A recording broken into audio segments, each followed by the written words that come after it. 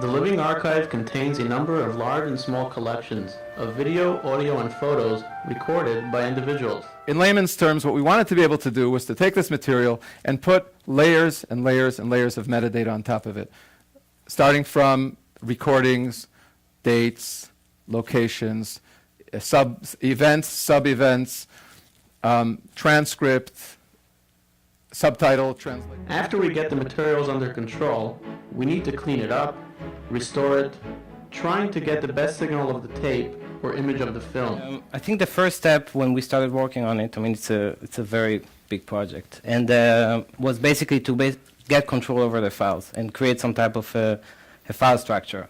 And when we looked on other solutions, I think the more common way is where you have the software and you start ingesting files, and the software is basically doing the magic for you. So it's creating indexes, and sometimes we'll make some different file formats. And if you strip the front end and look at the back end, it's something that only a computer can understand. An archivist for sure cannot understand that.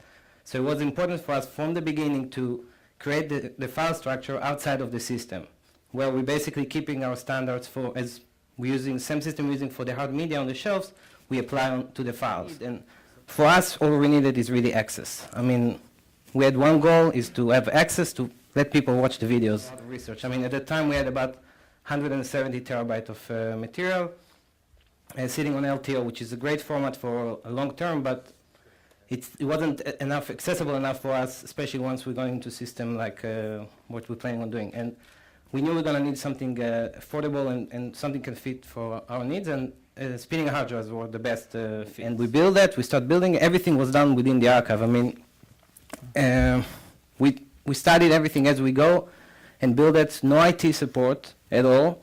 When we did need some IT support to connect the server to other systems that we have, we basically were there with them and trying to understand what they do so we can support that later on. So basically we had full control on the system. Okay, we're going to do it and it's going to work. So we obviously used our strengths as archivists and created a very organized system where for every hard drive that we have in the server, we have an LTO tab sitting right next to it in the same room with the same label, with all the data exactly similar. And in case a hard drive will fail, we're going to swipe them in a matter of hours. And we had the LTO deck connected already to that server. I think a year and a half later, and the system is up and running.